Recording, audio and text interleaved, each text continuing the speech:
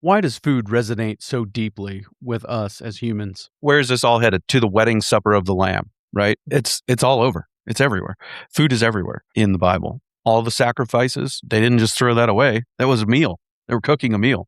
Some of it was burned up totally, but most of it was eaten by the people, right? The fellowship offering was eaten by the priest and the person who brought the offering. So, it's just, they knew that. They understood that because that was the context that the Bible was written to. We miss it because we aren't part of that context. But if we do a little digging, we can understand that. And then it opens up a whole new way of looking at it all. And so I think all of it is connected. All of it is God honoring and valuable. On top of that, it also helps people thrive in their everyday life. Let your food be your medicine and your medicine be your food, right? There's going to be pushback on that. Food can't be medicine. We have the medicine. We have the secret formula. Yep. That's something that fueled us early on, Clay, is when we started farming. And part of it is I was sick and I was looking for healthy food myself. So we started farming for our family, and then other people really liked it. And then we would have customers come to us with all these questions about, what kind of sprays we're using, what kind of feed we have. And you start to talk to them a little bit more and you're like, oh, they just went through cancer. They have this chronic illness where they have to be really careful what they eat. It's kind of, and then they eat your food, or they're like, oh yeah, I can actually eat this and I can't eat anybody else's beef. I can't eat anybody else's chicken. And it really fueled us to there's really something different about the meat that we're raising. And I wouldn't say we stumbled upon it, but I maybe didn't understand the power behind it when we first started raising animals, how healing it can be and how it can change people's lives in a lot of different ways. All that and more on this episode 513 of the Working Cows podcast, brought to you by Remedy Animal Solutions. Welcome to the podcast that gives producers a platform to discuss and share paradigm-challenging practices that have increased the effectiveness of their operation and the joy that their families have received from this lifestyle.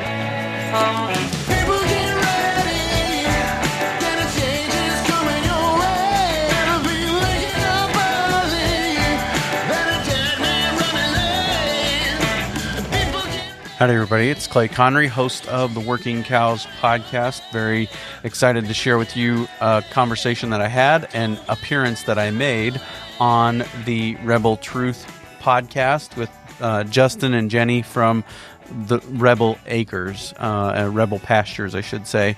And they've started the Rebel Truth podcast and doing a great job with that, in a conversation that was fairly unique to me, things that I don't always get asked about, and in areas I don't always go, in directions I don't always take conversations. So I was just thought I'd share this with you, get the name out, get the word out about their podcast, and give you an opportunity to hear that.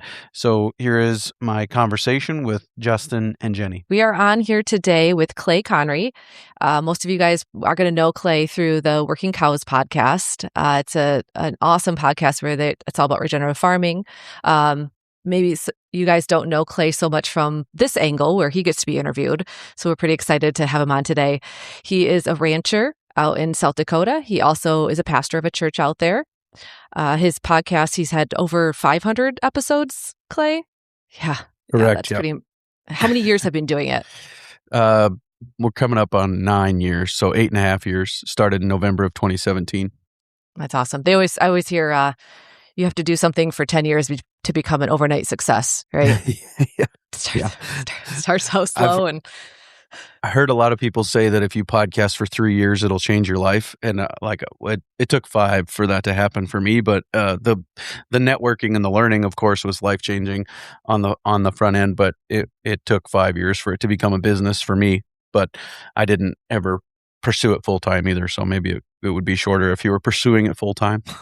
Yeah. It's a hard thing to pursue for full-time when it doesn't do anything for 5 years. Right. I think that's the thing about starting anything from scratch, anything new. You have to believe it could be done sooner, quicker than what it really takes. Because if we knew how hard it was to create something from nothing, a lot of people wouldn't do it, right? Myself included. Right. Yep. Yeah. And I didn't ask much from it other than the networking and the education. And so, being able to make it into a business was kind of ancillary at the beginning. But when you get to talk to people, you guys understand the power of that, being able to just talk to people and ask them questions and hear their story and learn from them. It's just really a powerful tool that can help expand your view of the world and thinking about what's actually possible and what is normal. I think that's one of the biggest things, right? Is like I'm the only one doing it this way, and so there's the pressure of people around you, and you feel like, oh, I'm crazy for doing it this way. But then you find other people that I talk about this a lot, or I have, but I still remember sitting down at a table at a regenerative ranching conference and talking with 3 guys from Texas. And Texas is the state that's always been the top downloading state of the podcast since the start of it, pretty much. And they're like, I don't know anybody in my neighborhood or within 100 miles of me who ranches the way I do. I come to deals like this to connect with people from my own state who ranch the way I do. So it's just, can be lonely. And so it's good to have those tools like this that can expand that network and let you know that there's other people out there thinking crazy thoughts like you are. Yeah, that's so true. But you hit on something that I kind of want to unpack there a second. Yeah, I think you're referring to relationships. Having done over 500 podcast interviews, you're building a network of both like-minded and maybe some people that aren't quite like-minded, but nonetheless, it's relationships. And when Jenni and I started Rebel, at first it was all about the animals and learning about regenerative ag, regenerative farming with all the different, adaptive grazing, strip grazing, just whatever, all that stuff. But at the end of the day, the thing that matters is relationships, both in the farming community and now with our customer base. Like, the reason we're doing this, we didn't start Rebel to make a boatload of money. As you probably are well aware, squeezing margin out of agriculture is really hard, really challenging. But at the end of the day, for us, the currency is people. It's relationships. In a world where we don't know, so many people don't know what to believe, what is true, what is not true, what is real. I think relationships are super, super, super important. Yeah. And the other thing that, episode 2, and I think I probably recorded it before episode 1, but I wanted to come out of the gate with a really paradigm challenging episode. So we did an episode on the infinite banking concept with Mary Jo Ehrman for episode 1. But then episode 2 was with Dallas Mount, who was the guy who inspired me to start the Working Cows podcast. My wife and I were taking a continuing education course in Cheyenne, Wyoming, and Dallas was one of the instructors, along with Blake Hopman and Aaron Berger. Aaron Berger runs the Beef Watch podcast for the University of Nebraska. And Dallas said somebody in this room should start a podcast. So naturally, he was one of the early guests. And I asked him, we talked about the 4 pillars of a ranching operation: land, animals, money, and people. And we kind of did a quick overview of the 4 pillars. And I said, which one of these is the greatest barrier to success? And I'm a zealot early on in my regenerative ag journey. So I'm thinking it's the grazing, right? It's the land. People aren't managing the land well. And he just comes out off the top rope, says, without a doubt, it's the people. Without a doubt, it's the people that present the largest barrier to success for any agricultural business. And it's our ability to manage people, manage relationships with the people that work with us and for us, and our ability to manage relationships with the people that work or that we do business with or that we sell products to, whether that's into the commodity markets or into a direct-to-consumer market. It's still a people business. You still have to have those relationships with those people and maintain those relationships in order to succeed, right? So I think that's definitely been true in my experience. Let's take a quick break and hear a word from our sponsor today, Remedy Animal Solutions. Are you plagued with respiratory infections, pink eye, too many open cattle, lice, high vet and drug bills? Let Remedy Animal Solutions help you transition to a drug and vax-free system with their protocols. Prevention is way better than medicating. Let them show you how to be more effective, spend less, and do less work doctoring using their effective formulas sprayed on salt for prevention or intranasally for treatment, never needing a drug or needle. Consumer demand for clean meat is high. Remedy Animal Solutions can give you customized advice by calling them to get your concerns and challenges resolved. Their natural and organically qualified products have no holdback time or culls when treated. For listeners of the Working Cows podcast, you can get $200 off your complete first aid kit for quick treatment options on the spot. Consider listening to both of our previous episodes with Ellen Bench of Remedy Animal Solutions on the Working Cows podcast to get more information about how to integrate these options into your operation. Absolutely agree. I think in a world of fake leaders of who appear to be leaders but are often just looking out for themselves, I think people want leaders that believe in the values of other people, of not just railroading people, not just using people, not just leveraging people, but truly having a relationship with them. One of the things that brings me the greatest joy in doing what we're doing is working with partner farms who are out there daily with the animals. We are too, but daily with the animals, and they just want to farm. They want to be in touch with nature, with the land, the soil, the animals. To see them light up when they know that we can work with them and we'll guarantee to buy X amount of whatever animal product it is that they're raising, that allows them to farm a little bit more confidently. And for me, seeing them light up, knowing that they can farm another generation and hopefully pass it on to their children, that is super powerful, super inspiring. And it's really the reason I continue to do this. It's not for me and Jenni to go raise animals. It's to see other people who truly love that way of life.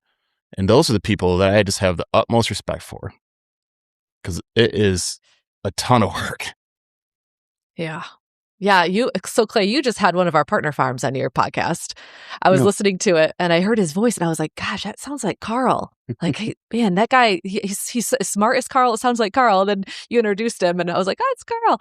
I remember Carl Palmberg. He's out of just outside of South Dakota in Iowa. Carl's an amazing guy. Yeah. He was kind of that same path, like wanted to get into regenerative farming, and he sells some direct to consumer, but doesn't want that to be his main thing. And we had that military connection. Justin was in the Marine Corps, and just like, he's so excited, and he's investing in his farm, and we can't wait to continue to work with him and watch him grow, because he's got a lot of the resources that he needs. He just really needed the outlet for the product the animal that he's growing. Yeah. And I think that's just such an awesome model. I really think that should be the future of agriculture in America, is people like yourselves who understand the marketing and want to, reach the consumer directly, and then developing relationships with other people in agriculture who are excellent managers, who do great work with land and animals, but as we often jokingly say, we didn't get into this because we liked working with people, right? We didn't get into agriculture because we enjoyed working with people. We did it because we love the land and the animals, right?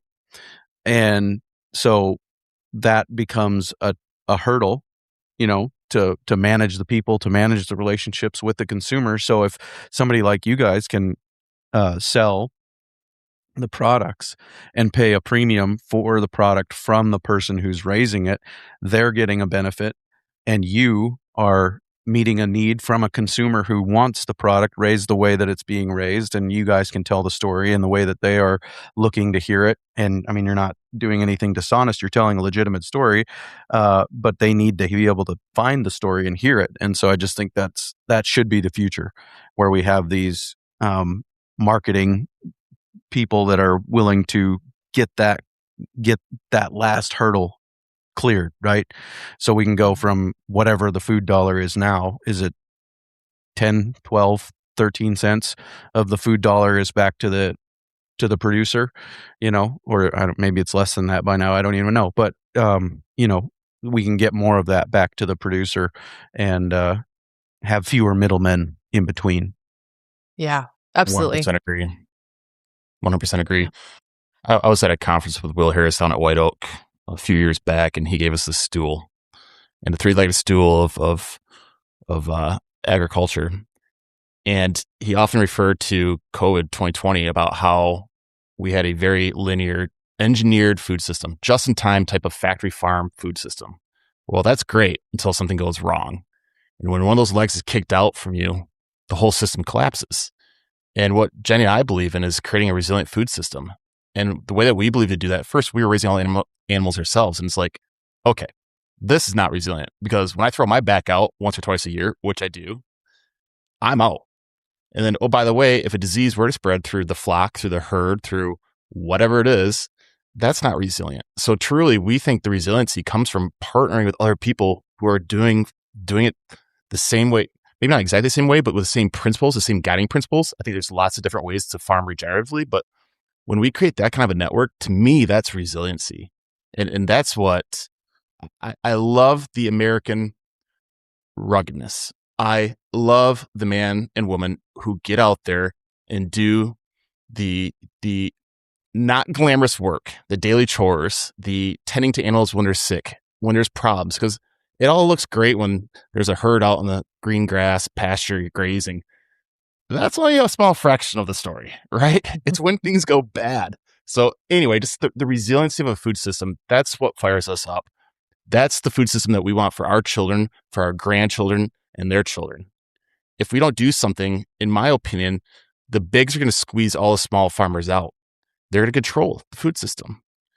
And I believe when you control the food, you can control the people. And I don't want that for the future of my country, for the future of society or people.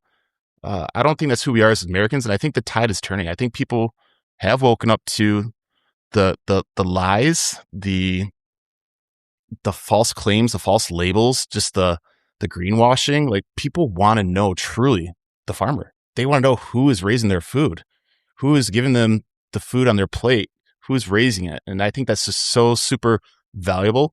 When people complain about the price, we know that's not our customer. Yes, it is more expensive than commodity raised animals, and it will always be. And But so, you know where it's from. what's the value on that? And something that Jenni and I've always talked about is we believe that you're going to pay for it one way or the other. Mm-hmm. We can pay for it on the front end, or we can pay for it on the back end with sick care. And man. Yeah, for sure. So a couple of things there. First of all, I don't know if she coined the phrase, but the first person I heard say it was Temple Grandin, that big is fragile, right? And that those big systems, when they break, they affect a lot of people downstream. Whereas if you've got, 100 people like you, doing what you're doing, not all 100 of them are going to fail at once. Right. There's going to be places and slack to take up the demand if somebody has a hiccup, in the supply chain. So I think that's just decentralized is better, right? Obviously. And then the other thing is kind of what you alluded to there, our kids and grandkids. Well, here's the crazy part of that is that our grandparents and great grandparents had no concept of a food system that worked like ours. Their food system was a lot more like what we're trying to recreate. And the crazy thing is, and I talk about this a lot, the eternality of the present, right? We think that because this is the way it is now, this is the way it's always been. Mm-hmm. Well, we didn't start feeding corn to cows until the 40s, when we had a lot of extra nitrogen fertilizer and all this other stuff that we were using surplus from World War II, and massive factories that were set up for building big machines, for building airstrips and all these kinds of things that they were doing. And now we turned that industrialization on the food system and produced way more corn than we needed. And now what do? Well, instead of burning it, let's see if a cow will eat it. And we started feeding cows corn wasn't even 100 years ago. And now that's the norm, right? So I just think it's not that long ago that these things were the reality, and it's not that hard to get back to them if we will just be intentional.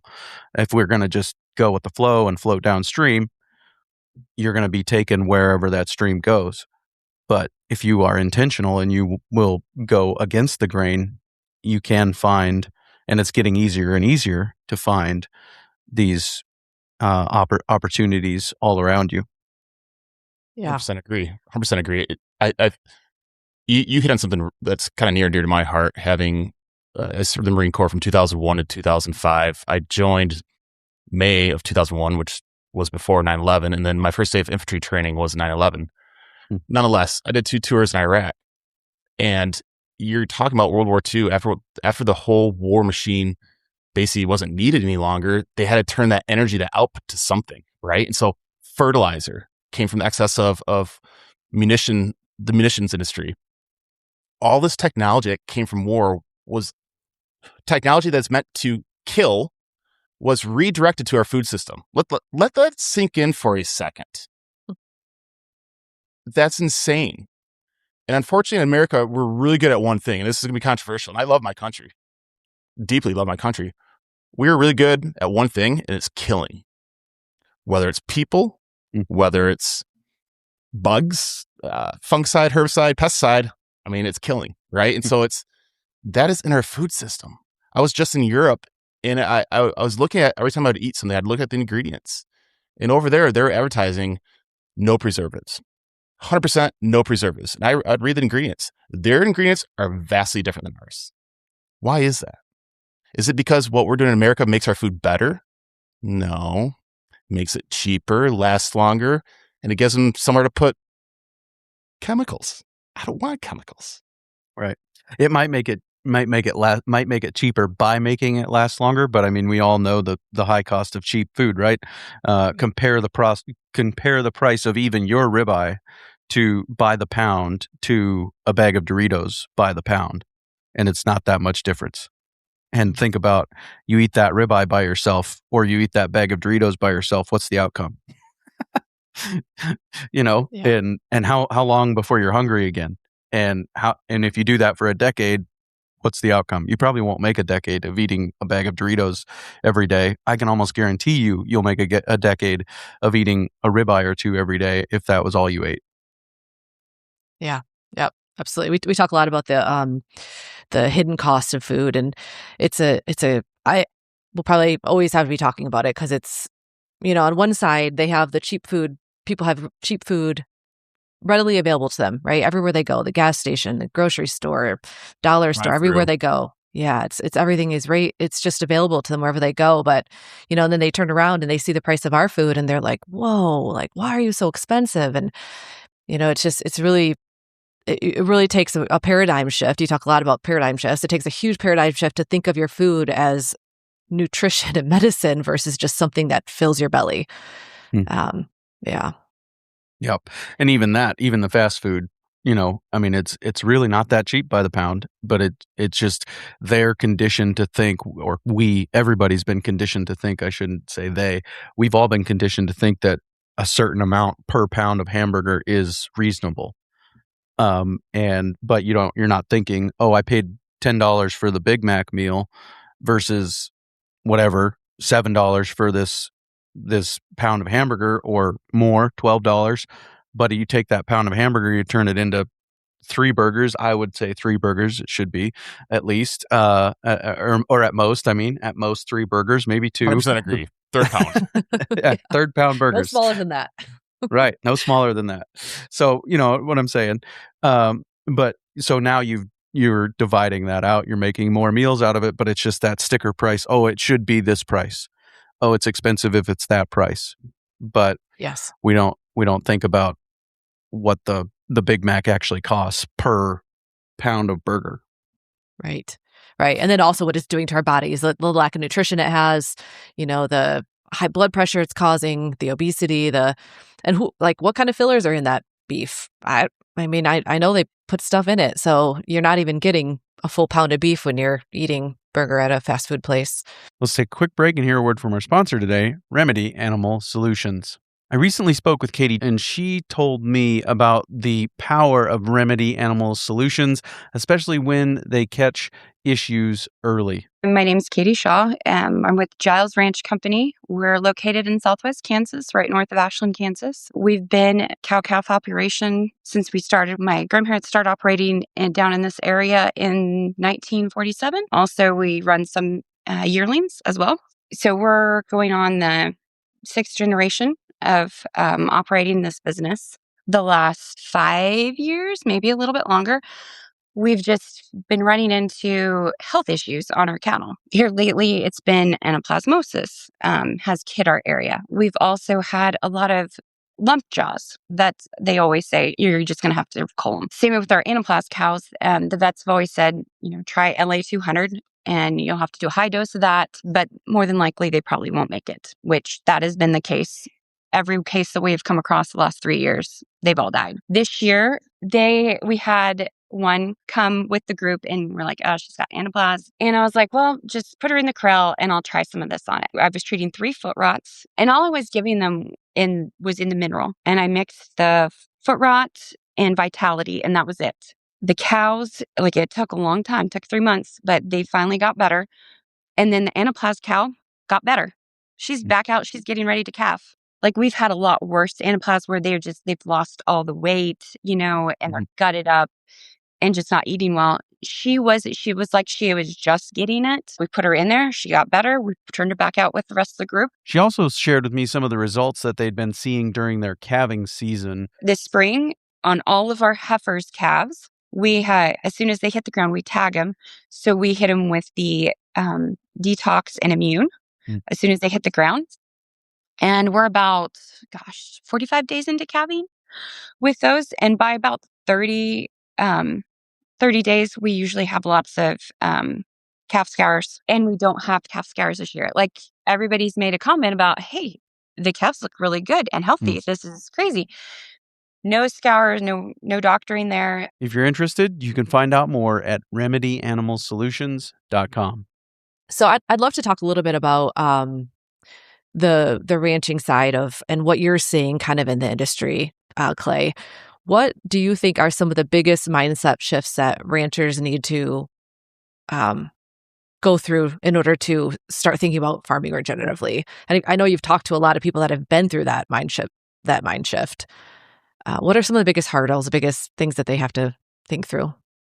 I think it's connected to what we're talking about right now. More often than not, whenever I hear somebody say, here's what started me down this journey, it was the fact that all I do is kill. Everything I'm going out to do in a day ends in CIDE, fungicide, herbicide, pesticide. It's all killing. And I'm out there. And most of the people just get tired of that. I was just in town helping this widow move out of her house. A friend of ours, her dad had passed away, and so we're helping her and her mom move out of this house. And the guy next door in this suburban area is standing there in sandals, spraying Roundup on his rocks. I'm like, wow, that's terrifying. So it's not just agriculture, but it is. I think a lot of times that shift of I don't want to kill anymore. I want to foster life. I want to I want to bring life and make room for more life on this ranch is oftentimes what really makes that shift for people. 100%. Jenni and I, we started farming. We have a small 40-acre farm at home, and that's where we started. But then we kind of maxed out that capacity. We purchased a farm field down the road, about 75 acres. And when we stepped from that field, it was dead. There was no life. I mean, literally, we put a spade shovel into the dirt. No worms, total compaction. The only thing we saw were corn stalks. And now, 5-6 years later, there's so much life. We go out there and it's noisy. The bugs, the birds, and we put a shovel in the ground and we have worms and just, we can turn this thing around. I guess is my point. We can farm differently. We can bring life. And for me, you nailed it. Having been to war, for me, this is about creating life. And that's why Jenni and I have a cow-calf operation. To bring life, that's spiritual to me. Well, it is 100% spiritual. I mean, it is what we were put on earth to do. What did God say? He created Adam and Eve and he put them in the garden. He said, fill the earth and subdue it. Fill the earth. How are you going to fill the earth? With life, by self-replicating systems. Land, animals, those are should be both self-replicating systems. It shouldn't require us to be on this treadmill of tillage and chemicals to continue to, it'll grow something. If you leave it alone, it'll grow something.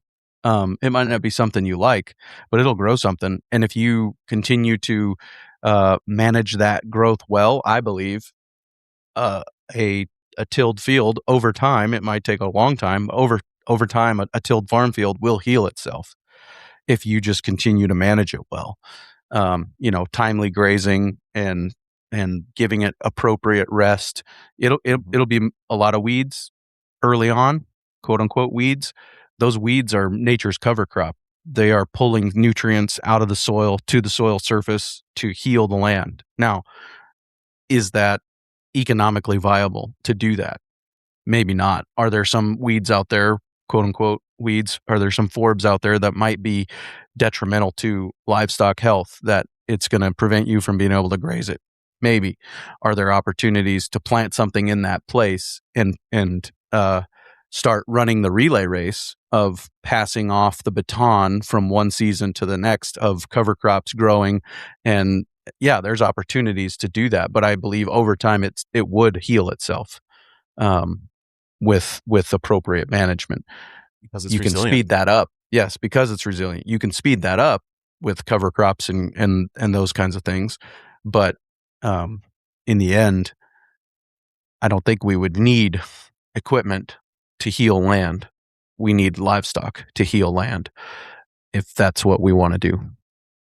I have I like to think it's a famous question, but between me and Jenni, it's famous. But I have this question, like, who stands to benefit? You're talking about the big tillage. Who stands to benefit from selling that product? Well, I can think of a few manufacturers. Who stands to benefit from all the chemicals, the herbicide, fungicide, pesticides? I can think of some people. Who stands to benefit from all the antibiotics that are used, which is over 80% of all antibiotics are used in agriculture? Hello? Who stands to benefit from the way we're doing things? And I think once we take that question, look at everything through that lens, that filter, we start to find truth. And unless we're asking those questions, we're just willy-nilly going along, just thinking just because that's the way that everybody else does it, it's the right way. And that's really that's really what this whole thing is. Our whole conversation to this point has been, like you said, we talk about challenging paradigms on the Working Cows podcast. You start out by challenging that paradigm of, am I managing people? Am I taking care of the people that are entrusted to me? And then we're challenging the paradigm of, am I here to kill or foster life? And then you challenge that paradigm of who stands to benefit. We're just asking these questions that change the way you see the world, and then give you the opportunity to chart a new course forward because you've changed the way you look at the world. And oh, by the way, when you change the way you look at it and you see things through a new lens, you can't go back. You can't unlearn what you just learned. And so for me, that's such a pivotal change philosophically. But like once I know truth, I'm not going to deny the truth I just learned. I'm not going to be like, oh yeah, whatever. I'm going to forget about that and just keep going on the way things were. It's a game changer. Some people don't want to know the truth. I have people in my life personally where they would rather not ask the hard questions. They would rather just keep on going the status quo, because at some point, if your whole life is built upon these lies, that's a hard reality to accept. Yeah, right. We've all heard the quote, it's really hard to get a man to see something whose livelihood depends on not seeing it, right? And that is where we're at now.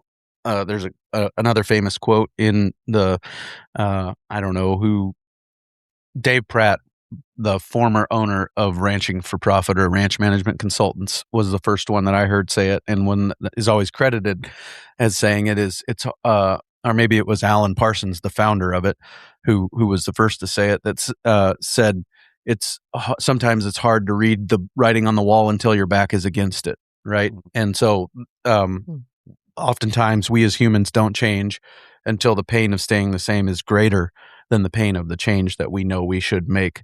And, I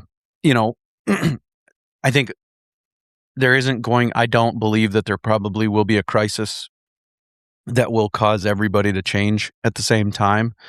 But every crisis does have a few more people that it causes to fall out. of the old system and or the new system, which like we were saying, it's only been this way since however long ago.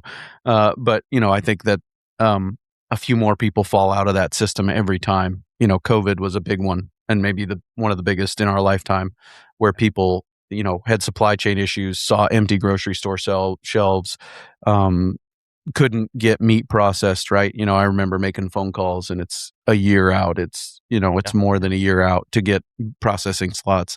And so I think that those crises tend to have effects where people fall out and start to look for a new way of doing things, because maybe the pain of changing was less than the pain of staying the same.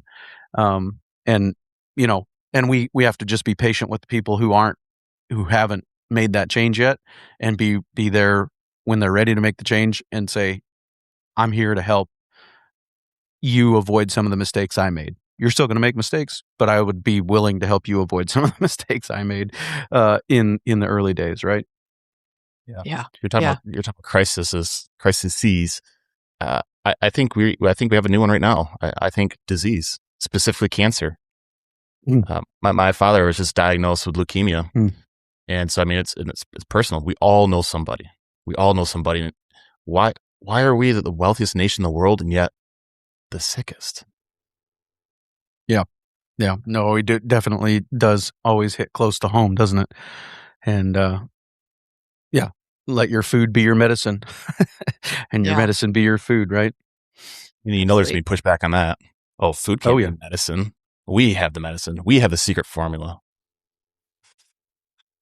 Yep. I think that's something that fueled us early on, Clay, is when we started farming. And it was because a lot of it was part of it is I was sick, and I was looking for healthy food for myself. So we started farming for our family, and then other people really liked it. And then we would have customers come to us with all these questions about, what kind of sprays we're using, what kind of feed we have. And you start to talk to them a little bit more, and you're like, oh, they just went through cancer. They have this chronic illness where, they have to be really careful what they eat. And it just kind of, and then they eat your food, or they're like, oh yeah, I can actually eat this, and I can't eat anybody else's beef, or I can't eat anybody else's chicken. And it really fueled us to there's really something different about the meat that we're raising. Even if I wouldn't say we stumbled upon it, but maybe didn't understand the power behind it when we first started raising animals, that how healing it can be and how it can change people's lives in a lot of different ways.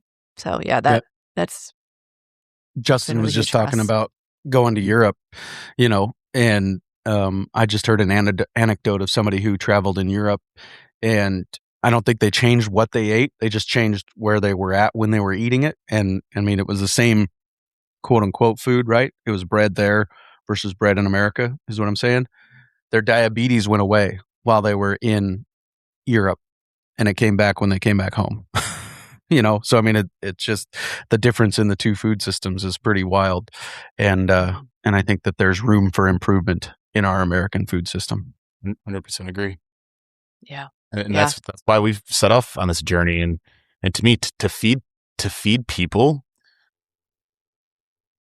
wow, what an honor, what a privilege, what a responsibility. It's powerful to me. When I was overseas in Iraq, we broke bread with the local sheik and the local tribal leaders. And you're talking about people probably the same people that were trying to kill us at night, we were breaking bread with. But food brought us together over a meal. And during COVID, when we were so divided as a country, we still are, but so divisive. It literally broke my heart as someone who took an oath to uphold and defend the Constitution of this country, of America. It really hurt me to see how divided we had become.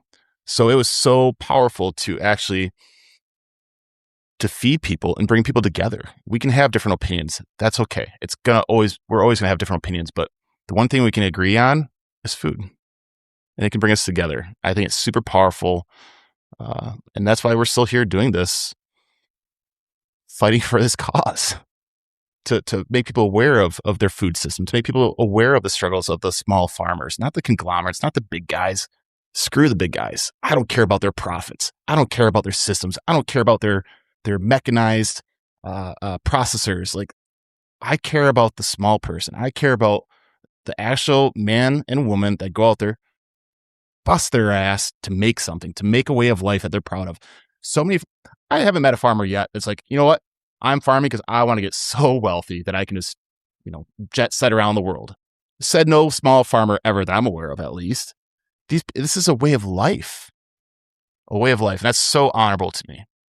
Yep. And I think it is, like I said, it's ingrained in our DNA. I would describe Adam and Eve as farmers. They were agriculturalists. And that's why this work is so fulfilling to so many people, is because that's what we were designed to do. And then on top of that, what are the greatest commandments? Love God, love people. You're loving your neighbor by providing them with good food. Again, it feels good. It is honorable because it is what God designed you to do, is to love your neighbor as yourself. And you are loving your neighbor by providing them access to good quality food that improves their health, their overall quality of life. And so, it's just a huge, huge opportunity, or a huge blessing, as you said. Yeah. And it's so fulfilling, I think, because of those reasons and others. Just look at the Bible and you see the role that food plays. Where are we headed? Where is this all headed? To the wedding supper of the Lamb, right? Mm. It's all over. It's everywhere. Food is everywhere in the Bible. All the sacrifices, they didn't just throw that away. That was a meal. They were cooking a meal. Some of it was burned up totally, but most of it was eaten by the people, right? The fellowship offering was eaten by the priest and the person who brought the offering. So, it's just, they knew that, they understood that, because that was the context that the Bible was written to. We miss it because we aren't part of that context. But if we do a little digging, we can understand that. And then it opens up a whole new way of looking at it all. And so I think all of it is connected. All of it is God honoring and valuable. And I think that's why it's so fulfilling for so many people. And they're willing to do it, not because they're trying to get rich, but because it just resonates so much with who God created them to be. How many wealthy people, rich people, I don't just mean well-to-do, but how many people have all the money in the world and yet they're so unfulfilled, unhappy? Like that's not it for me. Yes, I want the options that money can afford, right? Like there's nothing wrong with earning money at all. But that's not the end game. Jenni talked about this. What is money? It's a tool. It's a tool that provides us different options, different choices. When we started Rebel, in all reality, we didn't have to. I was quasi-retired. I was retired from the Marine Corps, and then we built another business, and it did well. And we didn't have to do this. We chose to do this. This is, I'm not very religious, but this is a calling. Like, this is something that we believe in so much. Like, I'm going to feed people because it just feels good. It feels right. I don't want to take from other people. I want to give. I want to be that servant leader. I want to do the hard work, even though it sucks sometimes, right? Like, but being unfulfilled, that goes against the DNA of who I am. And I don't want the easy lifestyle. Yes, there's times when I want the plush button, to make things nice and soft and comfortable. But I think that we're designed to do hard things. I think that we're designed to lead from the front. I think we're designed to care about our fellow human beings. I think we're designed to care about our land. And for Jenni and I, we call that giving a damn. Yep. Yeah, certainly. I certainly agree with that, wholeheartedly. It's my turn to say 100% agree. We just kind of went down a little bit about the money path here. And Clay, you bring one thing I really appreciate about your podcast is that you bring on a lot of people to give ranchers and farmers tools to succeed.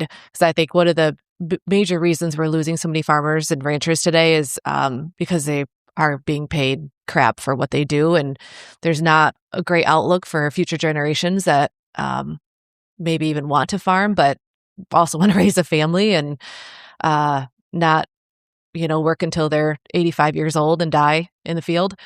So that's I think it's really important. Yes, money, we didn't start for this to become rich, but if you want to continue to farm and you want to have a farm that you could pass on for generations, it has to make money. It has to be profitable. Our current system is so upside down with the subsidies and, a lot of people starting on grants. Grants are great, but then if you're not ever actually making money and you're just constantly relying on a grant fulfillment in order to keep your farm going, that's not sustainable. That's not resilient. People need that's a really hard part of the equation, is having the farm and also being able to make money on the farm to keep it going. So yeah, the outline I mentioned earlier: land, animals, money, and people. As agriculturalists, most of us love the land and the animals. We tolerate the money and the people. So we have a lot of land and animals and not much money or people that want to be connected to our business, right? Does that match with your experience as far as other agriculturalists Am I speaking incorrectly, do you think? No, not at all. We talked about Carl a little bit. Carl is raising these animals, and he put all this time and effort and work into raising them regeneratively, and he would take them to like the commodity market, right? And then they just get paid, the same price as animals coming from a feedlot. And he's like, man, this is not going to work. Like I can't put all this time and effort into raising these animals and have this nutrient dense product and then sell it at commodity prices. Like it was really important for him to have a system that supported the work he was going to put into it and feed his family. Yes. And I think that the key to success in agriculture is to become a business person who is a great manager of money and people. And if you are a great manager of money and people, that will allow you to have and keep the land and the animals. And so one of the issues you alluded to is we're losing ranchers, we're losing farmers. Why are we losing them? Because they're aging. Well, most of them had kids. Why didn't the kids come back? Well, because the business wasn't that attractive. It was a lot of work for a little bit of return and probably dependence on subsidies to survive. And maybe even dad and mom were honest with the kids and said, hey, there's no money in this. You should go find something else to do. Right. Right. And on top of all of that, I think that there is a big lack of fulfillment from a lot of these people because of what we talked about earlier, the fungicide, pesticide, herbicide treadmill that people can't get off of unless they're willing to allow nature to be the self-healing, self-organizing, self-replicating system that God designed it to be. So I think that there's all of these issues where people aren't being fulfilled by what they're doing, and the next generation doesn't want to come back to it because they see that, or mom and dad told them don't come back, and so if we could just change the way we approach all these things, we can give them a business that is attractive, that they do want to come back to, a business that does foster life, a business that does serve their neighborhood, and I think that that's really the key to a lot of this is that more attractive business model, that it is a business and it has to be a business. If it isn't a business, then it's going to fail. And I think that's what you spoke to, Justin, earlier was about, coming out of the Marine Corps, starting a business, succeeding in the business, making an exit or whatever you guys did there, and then being able to do this. Well, what that means is you're an entrepreneur, and we need way more entrepreneurs in farming and ranching. It can be profitable. It can actually be extremely profitable. But we have to be willing to do it in a way, back to what we talked about earlier, that makes you look weird in the neighborhood, a way that might be lonely, but it can be very profitable. And we need to be willing to take a different approach to and educate ourselves to find out how to make it profitable. Absolutely. I've got this thought process. I want to be doing the opposite of what the masses are doing. If everybody else is going to the right, I want to go left. I want to be contrarian. Because if you're doing what everybody else is doing, you're going to get what everybody else has. And so in agriculture, we already know where that goes, right? More debt, more lines of credit, more machinery, more sprays, all of that, more inputs, input, and more death. I mean, that's just the reality. It's killing everything. So I want to be the contrarian. I think sometimes we people are concerned about how it appears to be different. And I think that's that's probably one of the biggest blessings I got after being blown up and coming out of the hospital. Like, I didn't care what other people thought. I was going to find my truth and go for it. Like, this thing called life is so precious.